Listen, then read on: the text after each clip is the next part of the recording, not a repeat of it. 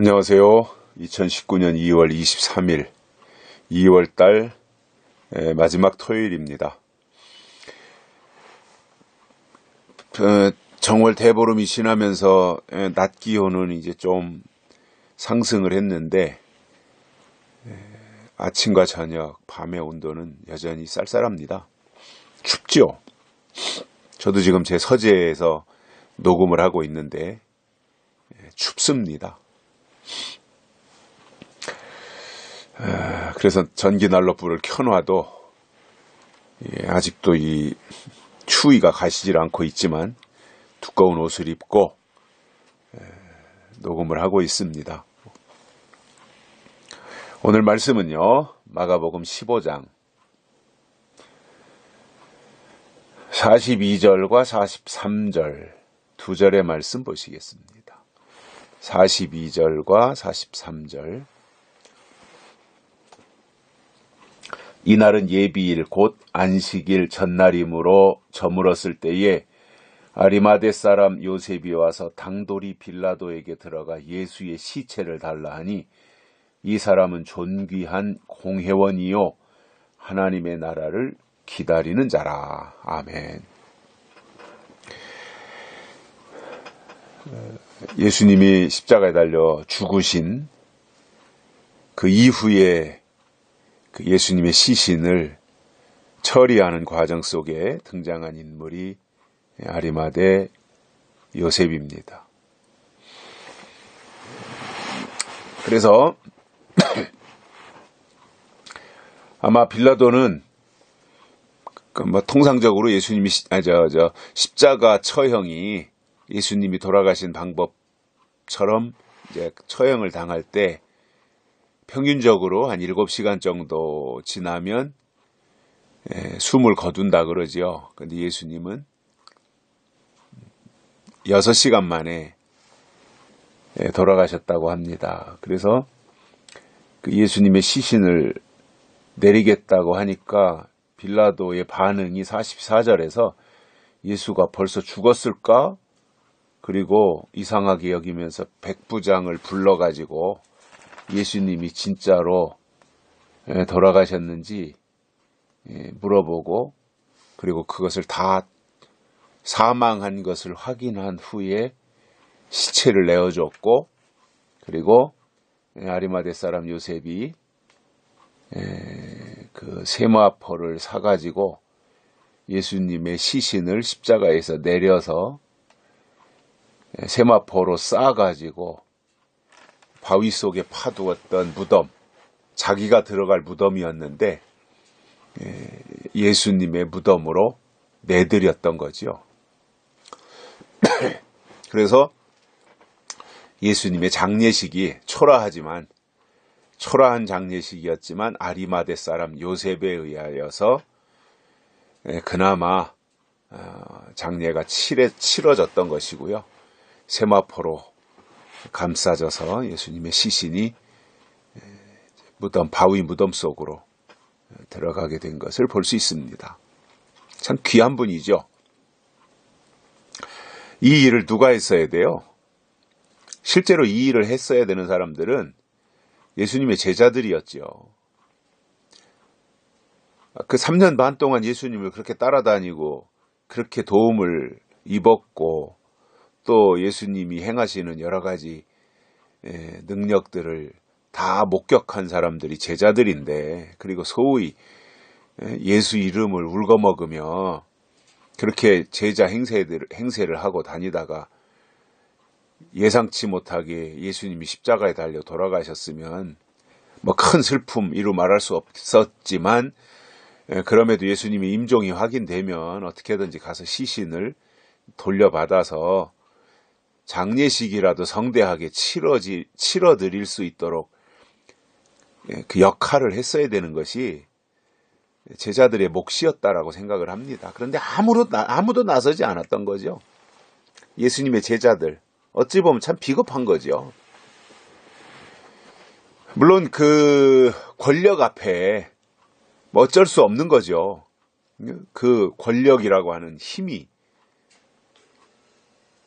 워낙 강력하다 보니까 그 앞에서 저항한다고 하는 것이 사실상 쉬운 것은 아니에요. 요즘 우리나라 같은 경우도 그렇잖아요. 문재인 정권의 이 말도 되지 아니하는 이 위선과 거짓과 농락과 이 어떠한 그 사법부 파괴, 그리고 뭐 이 적폐청산이라고 하는 말도 되지 아니하는 논리를 가지고 다 뒤집어 씌워서 반대편에 서 있는 사람들을 다 숙청하고 말이죠. 조선시대에 자기가 무슨 왕이라도 되는 것처럼 착각하고, 그러다 보니 워낙 그렇게 권력을 앞세워가지고 칼날을 휘두르다 보니까 정상적인 상식을 가지고 있는 지식인들조차도 나서서 말하지 못하고 입 다물고 있었죠. 그러다가 이제 최근 들어서 한마디씩 말하는 사람들이 나타나고, 정권을 향해서 공격도 하고 청와대를 향해서 위선자라고, 그리고 진실을 밝히라고 하는 이러한 요구들을 점점 목소리를 높여가면서 하는 것을 볼 수 있습니다. 사실상 이러한 일들을 저는 뭐 우리나라의 어떤 정세로 볼 때 가장 먼저 한국당 국회의원들이 그런 말을 했어야죠. 국회의원들은 면책 특권도 있고 한데, 근데 2년 가까이 그냥 꼼짝달싹하지 않냐고 입 다물고 있었고, 그 일을 계속해서 힘없는 서민들이 나라를 사랑하는 그 일념을 가지고 토요일 날마다 태극기를 들고 대한문으로, 서울역으로, 광화문으로 이렇게 몰려가서 오직 애국심을 표현할 수 있는 게 태극기 집회에 나가서 함성 지르고 문재인 물러가라고 하고 정권 타도하자고 하고 대한민국 만세를 부르고 태극기를 흔들는 그 일이 유일하게 할 수 있는 방법이었던 거죠. 그러나 그게 뭐 청와대가 꿈쩍이나 했겠어요? 그런다고 자기들 나름대로 이제 계획한 일들을 차근차근 하면서 북한과의 관계, 또 대북 제재 어떻게 하면 유엔에서 하는 이 대북 제재를 무너뜨릴까, 이러한 궁리만 하고 북한 퍼주기 이러한 그 이제 계획만 세우고 밀어붙이다가 최근 들어서 이제 한 명, 두 명이 말하기 시작하면서 점점 그 목소리가 커지고, 또 공격의 수위가 청와대를 향한 공격의 수위가 점점 높아지는 것을 볼 수 있습니다. 저는 개인적으로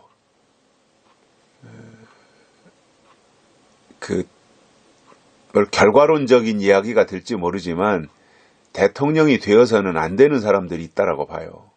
특히 대한민국의 대통령이 되려면 반공정신이 투철한 사람들이 대한민국 대통령이 돼서 가장 먼저 대한민국의 안보를 견고하게 지키고, 그리고 경제를 부강하게 이끌 수 있는 그러한 그 능력을 갖추고 실력을 갖춘 사람들이 돼야 된다고 봐요. 왜냐하면 우리나라가 북한하고 대치하고 있고, 북한이 핵무기 만드는 게 무슨 뭐 미국 공격하려고 만드는 건가요? 대한민국을 점령하려고 만드는 거죠. 뭐 그건 삼척동자도 당하는 거죠. 청와대만 모르는 것 같아요, 그거를.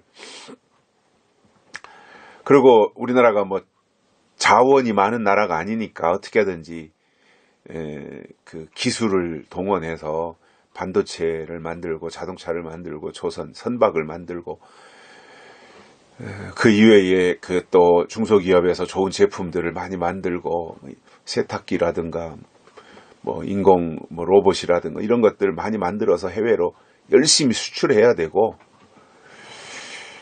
그러면서 또 그 인공지능이라든가 4차 산업이라든가 이런 것들에 계속 투자해서 개발하고 또 다른 먹거리를 찾아내고, 기업으로 하여금 그런 것을 잘 할 수 있도록 정부가 지원을 해주고, 그래서 정말 국민을 위한 정부가 되고 기업을 위한 정부가 되어서 기업이 활성화되어서 일자리를 만들고 세금도 많이 내고, 그것이 다시 우리 국내의 어떤 투자와 또 어려운 이웃들에 대한 복지와 청소년들이나 노인들을 위해서 돌아갈 수 있는 혜택, 이런 것들을 이제 만들어내는 그 일을 해야 되는 것이 정상적인 정부가 해야 되는 일이라고 봐요. 근데 지금 만 2년 이렇게 정반대, 소득주도 성장, 말도 되지도 아니하는, 그러다 보니까 점점 나라가 어려워져 가고 있고, 그런 것을 아는지 모르는지 수정할 생각을 하지 아니하고 그냥 밀어붙이는, 그리고 자기가 대통령에서 물러났을 때 사흘국리만 하면서 검찰 개혁을 한다든가 경찰에게 수사권을 준다든가 이러한 참 너무나 치졸한 일들을 하고 있는 모습을 보면서 참 어떻게 이끌어온 우리 대한민국인데 라고 하는 생각을 하거든요. 근데 이렇게 되기까지 물론 정권의 권력 앞에, 그 권세 앞에 나서서 대응하고 저항한다는 게 사실상 쉬운 일은 아니에요.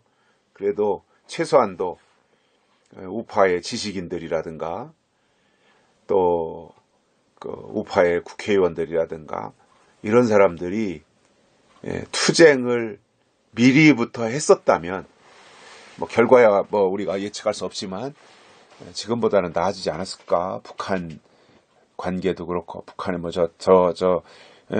38선 철조망을 다 허물어 버린다든가 GP를 철수한다든가 이런 것들이 그렇게 되지는 않았을 텐데 그냥 무서우니까 내버려 둔 결과 지금도 여전히 자기 마음대로 하고 있는 민주공화국 시대에 조선시대로 들어가서 왕노릇하려고 있는 그 참 시대에 맞지 않는 우스꽝스러운 노릇을 하고 있는 모습을 보는데, 물론 이제 그렇게 하고 있는 사람도 잘못이지만 저게 잘못된 것을 뻔히 알면서도 잘못됐다고 말하지 아니하는 우리나라의 군대라든가 또 지식인들이라든가 우파라든가 이런 사람들의 문제도 있었다. 그나마 다행스러운 것은 이제라도 조금씩 그런 목소리가 나오고 있다라고 하는 것은 고무적으로 봅니다.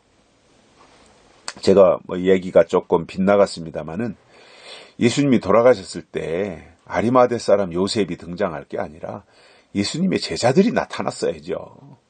그리고 빌라도 앞에 가서 예수님의 시신을 내놓으라고, 당신이 예수를 죽였지만 이제 예수님 시신을 갖다가 우리가 장사 지낼 테니까 빨리 시신을 내려달라고, 이거를 제자들이 했어야죠. 제자들이 그런 역할을 안 하고 결국은 아리마대 사람 요셉이 했다. 이것도 참 아쉬운 부분이고 안타까운 부분입니다. 근데 왜 그랬을까요? 왜 일이 이렇게 됐을까요? 곰곰이 생각해보면 저는 이런 것이라고 봐요. 그래도 최고 권력, 그 당시에 그 지역에서 지역사령관 빌라도인데, 빌라도 앞에 가서 뭔가를 말할 때 뭔가 영향력이 있었어야 된다고 봐요. 예수님의 제자들 12명을 놓고 보면 변변하게 영향력을 행사할 만한 실력이나 위치를 가지고 있는 사람이 없어요. 그러니까 나름대로 자기들이 예수님을 쫓아다니고 예수님 주변에서 맴돌고 그거는 할 수 있는 일이었지만 어떤 중요한 순간에 중요한 인물 앞에 가서 뭔가 주장을 할 수 있는 것은 영향력이 갖춰져야 돼요. 제자들에게는 그런 영향력이 없었습니다.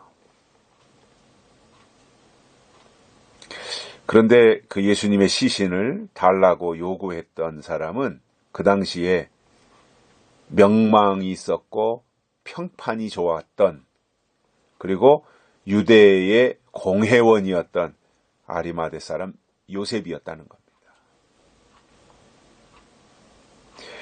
그래서 우리가 살아가면서 저는 그런 생각을 해요. 어떠한 여건과 환경 속에서 살더라도 내게 주어진 위치에서 영향력을 행사할 수 있는 사람이 되자라는 겁니다. 그것이 집안에서든 어떤 직장에서든 다른 사람들과의 관계에서든 내가 영향력을 행사할 수 있는 사람, 내가 무슨 말을 했을 때 상대방이 그 말에 비중을 둘 수 있는, 무게 있는, 비중 있는 사람이 되자라는 거죠. 내가 아무리 옳은 말해도 상대방이 저 사람은 입만 열면 뻥이고 다 도대체가 갖춰진 게 아무것도 없는 사람이다 라고 비난을 받을 때, 손가락질을 당할 때 영향력 행사가 되겠어요, 그게. 그런데 만약에 내가 하는 말이 상대방들에게 다가가고 또 내가 하는 말에 사람들이 신빙성을 가지고 듣고 내가 하는 말을 상대방이 신뢰하고 내가 하는 말에 대해서 핀잔하거나 무시하지 않고 이렇게 어떠한 내 위치와 역할을 만들어 놓는다면 그 자체가 그게 영향력이거든요. 그러면 항상 그 영향력 있는 사람들의 한마디 말이 그 사람들의 생각을 이렇게 사로잡게 되어지고 결국 영향력 있는 사람들의 말에 끌려가게 돼 있어요. 어쩔 수 없어요, 그거는. 그게 영향력이라는 게 그런 거거든요. 그래서 밤새 철야하는 게 중요한 게 아니고, 물론 우리가 늘상 기도는 해야 되지만, 그냥 통성 기도 시키면 떼글떼글 뒹굴고 악을 쓰고 이게 중요한 게 아니고, 내가 내 어떤 주어진 삶 속에서 다른 사람들에게 믿음을 줄 수 있는, 신뢰를 줄 수 있는 내 자리를 구축해야 되고요. 그리고 내가 어떤 모임을 가든 저 사람이 있어야 이 모임이 잘 된다. 저 사람 때문에 이 모임이 잘 운영된다. 라고 할 수 있는 어떤 구심점을 만들어 놔야 되고, 그리고 내 말이나 내 행동에 의하여 상대방들이 영향을 받을 수 있는 그 영향력을 만들어 놔야 된다라는 겁니다. 그러면 예수 믿읍시다. 내가 다니는 교회 갑시다. 예수님 다시 오신다고 성경이 318번이나 기록됐는데 이제 점점 시대 말로 가고 있는 이때에 이제 나하고 같이 이 다시 오시는 예수님을 맞이할 수 있는 이 신앙을 강화시키고 그리고 그 예수님을 함께 맞이하도록 우리가 준비하자. 이렇게 구체적으로 말을 하지 않아도 이미 나에 대한 신뢰가 저 사람에게 구축이 되었기 때문에 한마디 말에 그 사람은 흡수당하게 돼 있는 거죠. 이게 영향력입니다. 여기 아리마대 사람 요셉은요, 그런 영향력을 갖춘 사람이에요. 그래서 43절에서 어떻게 말하고 있어요? 아리마대 사람 요셉이 와서 빌라도에게 온 거죠. 당돌이 빌라도가 있는 방으로 들어가서 예수의 시체를 달라 이렇게 요구한 거예요. 지나가는 껄뱅이가 그렇게 했다면 그게 먹혔겠어요? 근데 먹힐 수 있었던 이유가 있어요. 그게 뭐예요? 43절에 이렇게 말해요.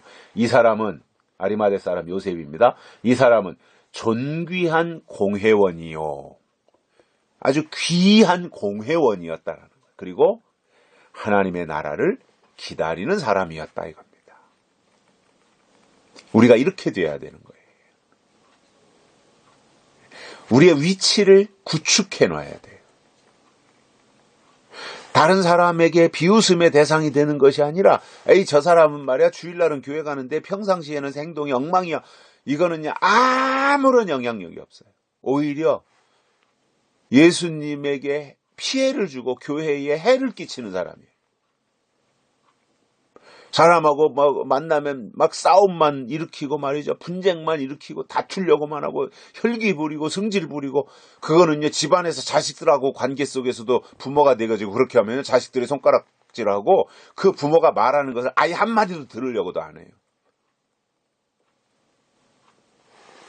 세대 차이 때문에, 부모 세대와 자식 세대가 다르기 때문에 자식이 부모의 말한 것에 대해서 에이 뭐 시대가 바뀌었는데, 이러한 것은 어쩔 수 없는 거잖아요. 세대 차이에 대해서는.